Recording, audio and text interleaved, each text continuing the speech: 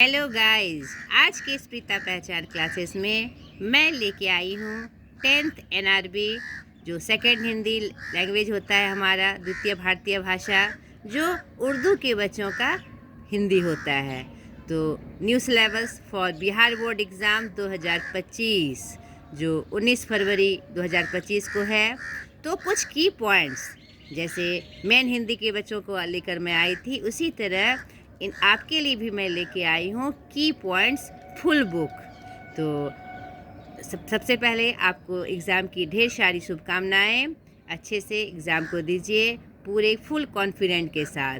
तो इस वीडियो में आपका जो मुख्य बिंदु है आपके एग्ज़ाम से रिलेटेड, वो आपका उसका पूरा रिवीजन आपका हो जाएगा।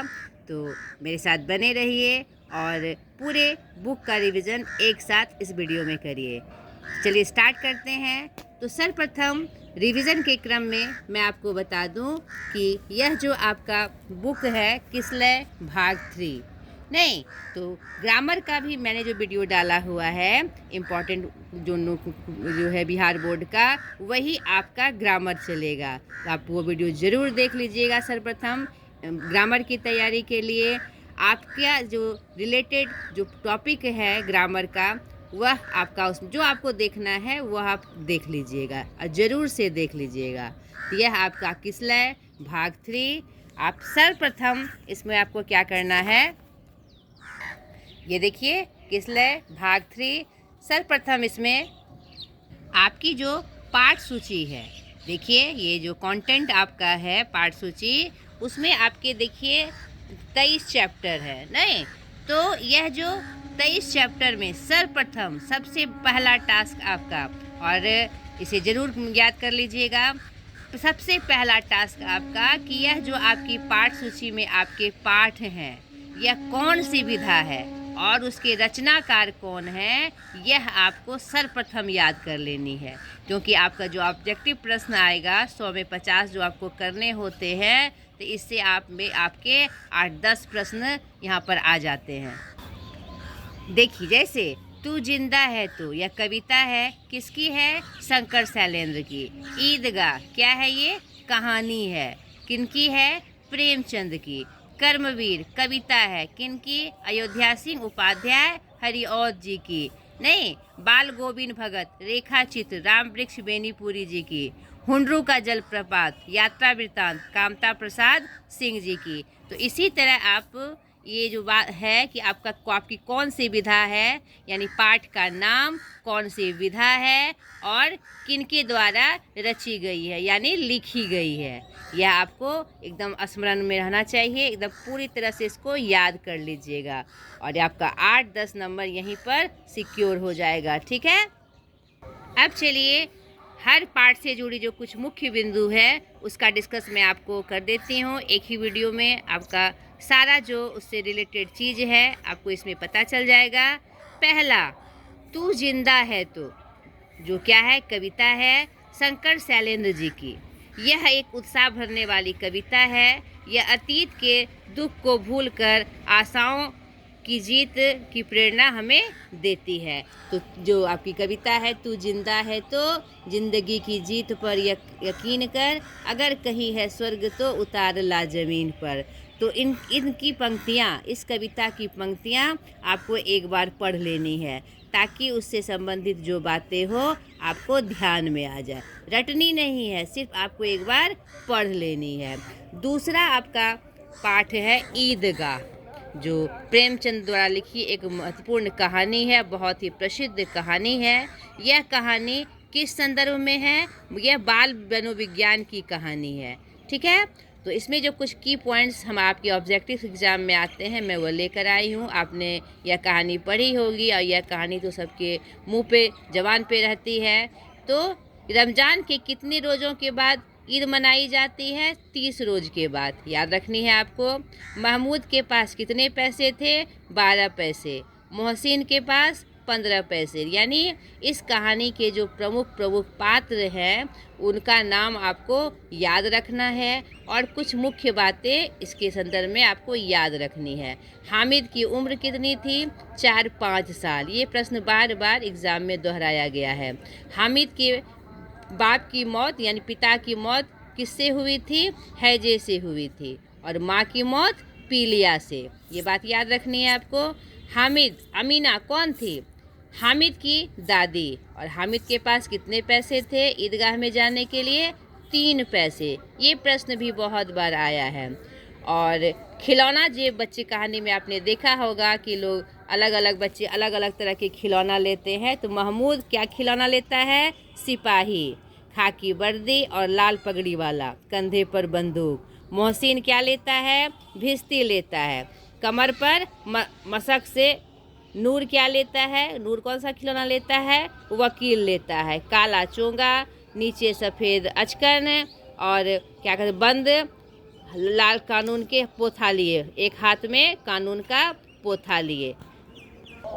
सम्मी ने क्या ली थी? खंजरी ली थी। नहीं, तो ये कुछ बातें आपके ईदगाह कहानी से संबंधित थी, तो आपने इसे पढ़ी होगी, तो ये चीज़ आप याद कर लीजिएगा। तीसरा है कर्मवीर, अयोध्या सिंह उपाध्याय की यह कविता है। और इस कविता का मुख्य पॉइंट आपको यह याद रखना है कि इस कविता की जो पंक्तियां हैं और किसने लिखी, अयोध्या सिंह उपाध्याय हरिऔध जी ने, ये बात याद रखनी है। और इस कविता को भी आपको पढ़ लेना है एक बार, सिर्फ पंक्तियां उसकी पढ़ लेनी है।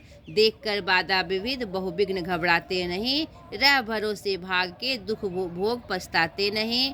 काम कितना ही कठिन हो किंतु उकताते नहीं, भीड़ में चंचल बने जो वीर दिखलाते नहीं। हो गए एक आन में उनके बुरे दिन भी भले, सब जगह सब काल में ही मिले फूले फले। यहाँ पर कर्मवीर यानी कर्म की प्रधानता के रूप में यह कविता हमारे सामने आई है, अयोध्या सिंह उपाध्याय द्वारा लिखी हुई।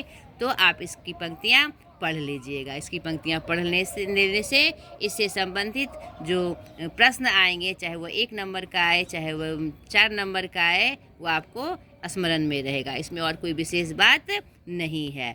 चौथा है आपका बाल गोविंद भगत। यह एक क्या है? कहानी है, रेखा चित्र है आपका राम वृक्ष बेनीपुरी द्वारा। रेखा चित्र क्या होता है? किसी व्यक्ति, वस्तु, स्थान या किसी चीज़ के लिए उसका जब ऐसा वर्णन, ऐसा रेखा चित्र उसके बारे में कि आपके मन में उसकी एक फ़ोटो आ जाए ना, एक चित्र आ जाए, उसे ही क्या कहते हैं? रेखा चित्र। यानी रेखा चित्र वह विधा है जो इस रूप में लिखी जाए कि जो जिस घटना के बारे में बात हो रही है, जिस व्यक्ति के बारे में बात हो रही है, जिस वस्तु के बारे में बात हो रही है, उसका चित्र आपके मन में आ जाए। तो यह बाल गोविंद भगत जो इस रेखा चित्र के जो पात्र हैं, इसके लेखक राम वृक्ष बेनीपुरी जी हैं। तो वह कैसे हैं? बाल गोविंद भगत मंझोले कद के गोरे चिट्टे आदमी, 60 के ऊपर, और कबीर को साहब मानते हैं। और इसमें आपने देखा होगा इस रेखा चित्र में कि वह नियम से, वह साधु नहीं है लेकिन साधु की तरह अपना जीवन निर्वाह करते हैं। कोई भी महीना हो, आषाढ़ का महीना हो, कार्तिक का महीना हो, सावन का महीना हो, पूरी निष्ठा के साथ अपने क्या कहते हैं जो दिनचर्या है उनकी, और संगीत से उन्हें बहुत प्रेम है और कबीर की द्वारा लिखी हुई क्या कहते हैं पदों को वह गाते हैं। और उनका कोई भी मौसम रहे उनकी दिनचर्या नहीं बदलती है। और क्या देखा इन्होंने परमात्मा और आत्मा का जो मधुर संबंध है, उसकी जो सार्थकता है, यथार्थ है, जो सही बात है, इस रेखा चित्र से हमें प्राप्त होती है कि अपने बेटे के मृत्यु के बाद वह रोने के बदले आनंद मनाते हैं कि आत्मा परमात्मा से मिल गई। और फिर बहू को उनके मायके भेजकर इंसानियत का एक बहुत अच्छा परिचय हमारे बाल गोविंद भगत जी देते हैं। तो यह रेखा चित्र में बहुत सारी बातों को सिखा जाती है। नहीं, ये बातें आपको याद रखनी है। अगला है हुंडरू का जलप्रपात, ठीक है, जो कामता प्रसाद सिंह काम द्वारा लिखी गई यात्रा वृत्तांत है। और यह इसमें छोटा नागपुर का जो एक झरना है उसका वर्णन यहाँ प्राप्त होता है। तो जलप्रपात मतलब झरना होता है, इसके बारे में पूरी बात इसमें बताई गई है। तो यहाँ पर कुछ की पॉइंट्स, इम्पॉर्टेंट बात, रांची से हुंडरू कितनी दूर है? 27 मील दूर है। ठीक है, इनके राइटर का भी नाम आपको याद रखना है। स्वर्ण रेखा नदी की इसमें चर्चा की गई है, जिसके उद्गम स्थान से 50 मील आगे हुंडरू यह झरना है। यह बात भी आपको याद रखनी है। झरना में 243 फुट पानी नीचे गिरता है। ठीक है, ये बात भी आपको याद रखनी है। अगला पार्ट है आपका बिहारी के दोहे। तो बिहारी के दोहे में सेम वही बात मैं आपको बताना चाहूँगी कि आप पहले बिहारी के दोहे जो बिहारी द्वारा ही रचित हैं उसको आप एकदम एक एक पंक्ति पढ़ लीजिएगा, और इस दोहे को आप अगर संभव हो तो याद कर लीजिएगा। आपने ऐसा किया भी होगा, क्योंकि इसमें क्या होता है, इसमें जो प्रश्न आते हैं कभी कभी रिक्त स्थानों की पूर्ति के रूप में आते हैं। अगर आपको उनके पद याद नहीं रहेंगे तो फिर आपको दिक्कत हो जाएगी। और इसमें आपके प्रश्न अभ्यास में आप देखिएगा, इसमें जो प्रश्न दिए हुए हैं, देखिए जैसे रिक्त स्थानों की पूर्ति कीजिए, है ना। तो ये नर अरु नल नीर की जपमाला छापे तिलक बड़े न हुजे, क्या कहते हैं यहाँ पर दिया हुआ है, गुणन बिनु बिरद बड़ाई पाए, कहत धतूरे सो कनक गहनो गढ़ियो न जाए। नहीं, नर अरु नल नीर की क्या कहते हैं, गति एक करी जोय, जे तो नीचे हवे चले ते तो ऊंचो होए।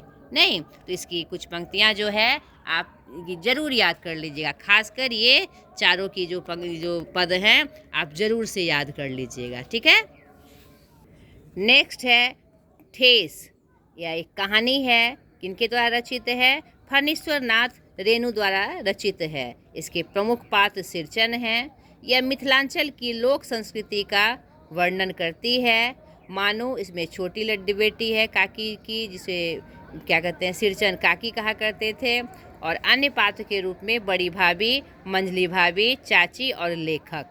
ठीक है, तो इस कहानी के पात्र हैं। इसकी कहानी क्या है कि सिरचन एक क्या कहते हैं, गांव की कहानी है, मिथिलांचल के गांव की एक कहानी है, जिसमें कलाकार के हृदय के और उसकी जो विशिष्टता है उसका मार्मिक वर्णन करती है। नहीं, एक साधारण सा व्यक्ति जो प्यार से कोई भी काम करने के लिए तैयार रहता है, वह एक कलाकार है। और वहाँ के शीतल पार्टी बनाने में वह बहुत विशेषज्ञता है, उसको हासिल है, बहुत महारत हासिल है।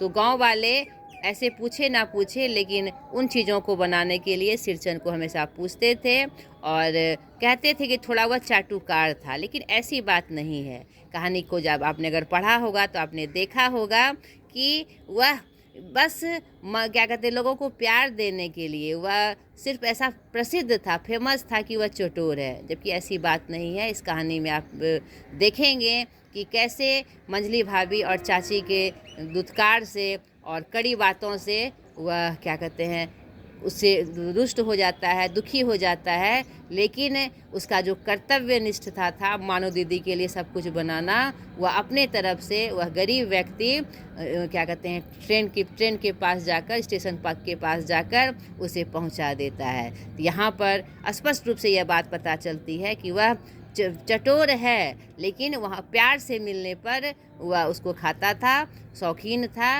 लेकिन कर्तव्य के प्रति उसकी जो निष्ठा थी वह बहुत ही अनुपम थी। बड़ा ही मार्मिक वर्णन, एक साधारण व्यक्ति के कलाकार का एक मार्मिक वर्णन इस कहानी के माध्यम से हमें पता चलता है। ठीक है, तो ये बात आपको याद रखनी है। अगला है बच्चे की दुआ, मोहम्मद इकबाल द्वारा। यह एक प्रार्थना है, तो इसको आप याद कर लीजिएगा, क्योंकि इसके कुछ पंक्तियाँ के भी रिक्त स्थान के माध्यम से आती है। तो एक बार सरसरी निगाह से देख लीजिएगा, छोटी सी कविता है, मे भी आपको याद हो जाएगी। नेक्स्ट चैप्टर है अशोक का शस्त्र त्याग। ठीक है, जो वंशीधर श्रीवास्तव द्वारा लिखी गई है। यह एक एकांकी है। एकांकी क्या होता है? किसी नाटक का एक भाग।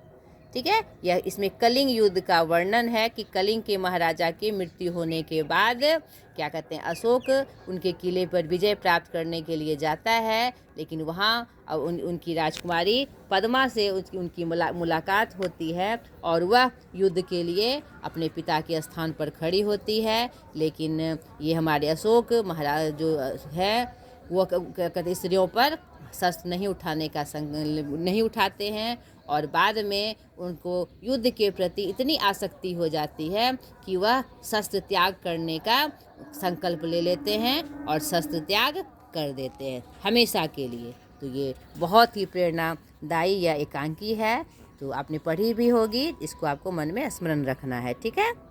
इसके प्रमुख पात्र अशोक, द्वारपाल, संवाददाता, सैनिक, राजकुमारी पद्मा, ये भी आपको याद रखनी है। अगला चैप्टर है ईर्ष्या। तू नहीं गई मेरे मन से, रामधारी सिंह दिनकर द्वारा रचित यह निबंध। और इसमें ईर्ष्या जो जलन की भावना होती है उसके बारे में इसमें बहुत ही सुंदर तरीके से लिखा गया है। इसमें कुछ पॉइंट्स है। ईर्ष्या की बड़ी बेटी का नाम क्या है? निंदा।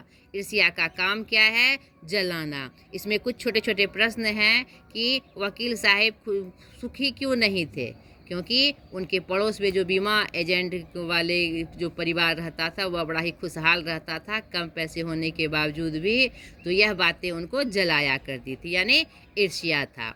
ये बात आपको याद रखनी है। और ईर्ष्या से संबंधित कुछ बातें जो आपके पाठ के माध्यम से आपको बताई गई है, तो इसे एक बार आप ज़रूर पढ़ लीजिएगा। अभी आपके पास समय है तो इसको ज़रूर पढ़ लीजिएगा, क्योंकि इससे प्रश्न आते ही आते हैं। अगला आपका चैप्टर है कबीर के पद, ठीक है। इसमें कबीर कौन थे? कबीर भक्ति काल के निर्गुण धारा के ज्ञानाश्रयी शाखा के प्रमुख कवि और रचनाकार थे। इन्होंने पद में रचनाएं लिखी है। तो यहाँ पर उनके एक भक्त कवि का जो रूप होता है उनके इस पद में वर्णन है। तेरा मेरा मनवा कैसे एक होई रे, मैं कहता हूँ आँखिन देखी, तू कहता कागज की लेखी। यहाँ पर क्या कहते हैं, जो पहला पद है उसमें जो स्थापित रूढ़ियाँ हैं, जो परंपरा चली आ रही है, उनके बारे में वह सीधा हमें बात बताते हैं कि आँखों देखी पर विश्वास करो नहीं, और कागज़ पे लिखी हुई विश्वास नहीं करनी है। आँखन देखी जो बात होती है वह शुद्ध होती है और प्रमाणित होती है। और दूसरा जो इनका पद है, मोह को कहाँ ढूंढे मैं तो तेरे पास में, यहाँ पर इस पद में ईश्वर भगवान या अल्लाह को कहीं बाहर ढूंढने की जगह नहीं है, उसको अपने भीतर ही साक्षात्कार की बात, देखने की बात कही गई है। तो दोनों पद आप पढ़ लीजिएगा और उसके भाव जो जितने भी हैं मैंने वीडियो में डाला हुआ है, उसको अगर आप देखना चाहें तो एक बार ज़रूर देख लीजिएगा। अगला आपका चैप्टर है विक्रमशिला निबंध। विक्रमशिला एक प्राचीन विश्वविद्यालय है जो कैम्ब्रिज विश्वविद्यालय एवं ऑक्सफोर्ड विश्वविद्यालय से कहीं उन्नत एवं महत्वपूर्ण था। यह आधुनिक भागलपुर जो प्राचीन अंग महाजनपद के नाम से लोकप्रिय है, वहाँ स्थित है। और यह विक्रमशिला कहलगांव थाना क्षेत्र, भागलपुर के कहलगांव थाना क्षेत्र, पोस्ट पत्थरगट्टा गांव अंतिचक में स्थित है। इसे 8वीं शताब्दी के सर्वाधिक प्रतापी राजा धर्मपाल के संरक्षण में बनाया गया था, ठीक है। यहाँ आर्यभट्ट और अतिश दीपंकर सरीखे विद्वान हुए। आर्यभट्ट कौन थे? खगोल विद्या के लिए विश्व प्रसिद्ध हैं, और अतिश दीपंकर ने तिब्बत में बौद्ध धर्म का प्रचार प्रसार किया था। विक्रमशिला में 6 महाविद्यालय थे, ठीक है। और 10वीं 11वीं सदी में पूर्वी एशिया का एक उत्कृष्ट शिक्षा केंद्र यह बन चुका था, और 13वीं सदी के आरंभ में तुर्कों के आक्रमण से इसका सर्वनाश हो गया। तबकात ए नासरी नामक ग्रंथ में विक्रमशिला के विध्वंस का जीवंत वर्णन है। यह कुछ बातें विक्रमशिला जो क्या कहते हैं पाठ है, जो एक निबंध के रूप में हमारे सामने आपके पाठ में आपको मिलेंगी, उससे जुड़ी हुई कुछ बातें थी। तो इसको आप याद रखिएगा। और छोटा सा पाठ है, अगर आपको मौका मिले तो ज़रूर पढ़ लीजिएगा। इसमें एक प्रश्न और बार बार दोहराया जाता है कि इसमें कौन कौन प्रकार के विषय वस्तु की पढ़ाई होती थी। तो तंत्र विद्या के अतिरिक्त व्याकरण, न्याय, सृष्टि विज्ञान, शब्द विद्या, शिल्प विद्या, चिकित्सा विद्या, सांख्य, वैशेषिक, अध्यात्म विद्या, विज्ञान, जादू एवं चमत्कार विद्या के पाठ्यक्रम इसके प्रमुख अंग थे। देखिए यहाँ पर इस पंक्ति में इसका वर्णन आपको मिल जाएगा, ठीक है। तंत्र विद्या के अतिरिक्त, ठीक है, ये पंक्ति यहाँ पर आप देखिए, यहाँ पर स्पष्ट रूप से वर्णित है। तो ये आप देख लीजिएगा एक बार, ये महत्वपूर्ण प्रश्न है, बार बार दोहराया जाता है। नेक्स्ट पार्ट है आपका दीदी की डायरी। इसमें क्या कहते हैं, डायरी जो विधा होती है, डायरी लिखने का जो रूप होता है, उसका वर्णन इसमें किया गया है कि डायरी लिखना एक बहुत बड़ी कला है। और इसमें एक जो संजू नाम की लड़की है जो कक्षा 8 में पढ़ती है, जो स्वभाव से हंसमुख है, खूब हंसती हंसाती है, उसके बारे में इसी के नाम से इसको पूरा किया गया है। और कुछ उसके द्वारा लिखा गया जो रूप है वह संजू दीदी ने दीदी की डायरी से जो प्राप्त किए थे अपनी दीदी की डायरी से, उसका संकलन इसमें किया गया है। ठीक है, तो यहाँ मुख्य रूप से ये बात याद रखनी है कि यह डायरी विधा है। ठीक है, और क्या कहते हैं उससे संबंधित जो बातें हैं देख लीजिए आप। छोटा सा पार्ट है, उन्होंने अपनी दीदी के डायरी से जो उकेड़ा था उसका वर्णन इसमें प्राप्त है। तो वह अगर आप रख सकते हैं तो उसका तिथि आप याद रख लीजिएगा, किस तिथि में कौन सी बात कही गई थी। तो आप इसमें निश्चिंत हो जाइएगा इस पाठ को लेकर। ठीक है, नेक्स्ट आपका जो चैप्टर है वह पीपल, जो गोपाल सिंह नेपाली द्वारा लिखी गई एक क्या है, कविता है। इस कविता के माध्यम से क्या कहते हैं नेपाली जी ने, जो गोपाल सिंह नेपाली जी ने प्रकृति के विविध रूपों से हमारा परिचय कराया है। और इस कविता का मुख्य जो बिंदु है वह प्राचीन पीपल है, जो अनेक बदलावों का साक्षी है। तो इस कविता को आप अच्छे से पढ़ लीजिएगा ताकि इससे संबंधित बातें आपको याद हो जाएगी। अगला पाठ है दीनबंधु निराला, जो आचार्य श्री पूजन सहाय द्वारा लिखी गई उनका क्या है, संस्मरण है। ठीक है, तो इसमें आपको निराला जी के बारे में, जो छायावाद के एक प्रमुख कवि एवं लेखक है, छायावाद के एक स्तंभ में, 4 स्तंभ में से एक हैं, उनके द्वारा जुड़ी हुई बातें इसमें कही गई है। दीनबंधु निराला मतलब दीनों के बंधु, गरीबों के दोस्त, गरीबों के मसीहा। तो यह बात इसमें बताई गई है। तो इस पाठ को भी आप पढ़ लीजिएगा क्या, ताकि दीनबंधु निराला से जुड़ी कुछ बातें आपको इसमें पता चल जाए। छोटा सा है ये, तो आप पढ़ लीजिएगा इसको। अगला है खेमा, यह संकलित कहानी है। इसमें कसारा जो इसमें बाल मनोविज्ञान से पर आधारित यह कहानी है। इसमें एक जो बच्चों के द्वारा जो क्या मजदूरी कराई जाती है, काम करवाया जाता है, उसका इसमें बड़ा ही मार्मिक वर्णन किया गया है। और इसमें एक परिवर्तन भी दिखाया गया है, अगर कोई एक भी हम फैसला लेकर एक बच्चे का भी जीवन बदल दे तो उसके अंदर जीवन में हम खुशहाली ला सकते हैं। खेमा यहाँ पर कसारा, जो उसके होटल का नाम इस लेखक ने वर्णन किया है, मुक्ताकाशी होटल का मालिक। खेमा 8-9 वर्ष का लड़का जो कसारा के यहाँ मजदूरी का काम करता है, दिन भर नंगे पांव, चप्पल मांगने पर भी उसे गाली प्राप्त होती है। दोपहरी में, गर्मी के दोपहरी में भी। आपने यह कहानी पढ़ी होगी तो आपको याद होगा। और क्या कहते हैं, वह पूरे लगन से काम को करता है, मजबूर है। उसके पिता द्वारा उसे बेच दिया गया है पेट भरने के लिए, क्योंकि उसके पिता के पास पैसे की व्यवस्था नहीं है और वह ऐसा करने को मजबूर है। तो ऐसे बच्चों के मजबूरी का फ़ायदा उठाकर समाज में आपको बहुत सारा ऐसा दुकान घर मिल जाएगा जो क्या कहते हैं बच्चों से काम करवाता है। तो वह उसकी उम्र काम करने की नहीं होती है, पढ़ने की होती है। तो लेखक के द्वारा उसको क्या कहते हैं खेमा कसारा को पैसे लौटा देना उसके पिता का द्वारा लिया गया और उसे पढ़ाना लिखाना और एक नए परिवर्तन, समाज के एक नए परिवर्तन को दिशा देता है। यह हमारे लिए एक प्रेरणादायी कहानी है। ठीक है, अगला पाठ है खुशबू रचते हाथ, क्या कहते हैं अरुण कमल के।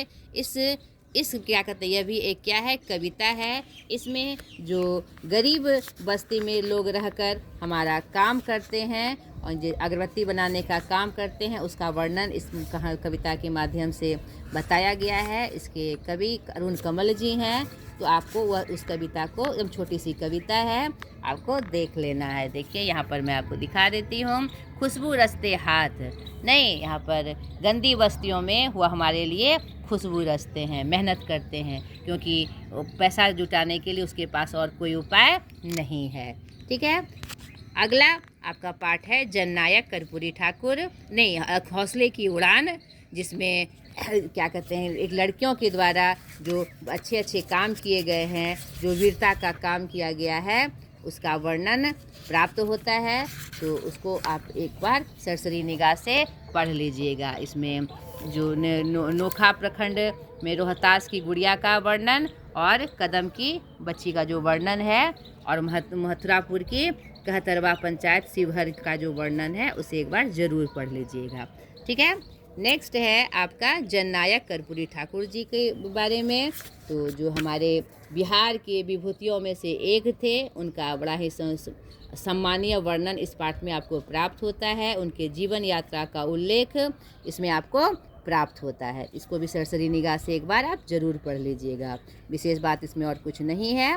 और अगला चैप्टर है झांसी की रानी, जो सुभद्रा कुमारी चौहान द्वारा लिखी एक बड़ी कविता है। इसमें झांसी की रानी का जो बृहद वर्णन है और उनके अंतिम समय का वर्णन इसमें बहुत ही वीरता के साथ प्रस्तुत किया गया है। यह एक वीर रस से भरी हुई कविता है।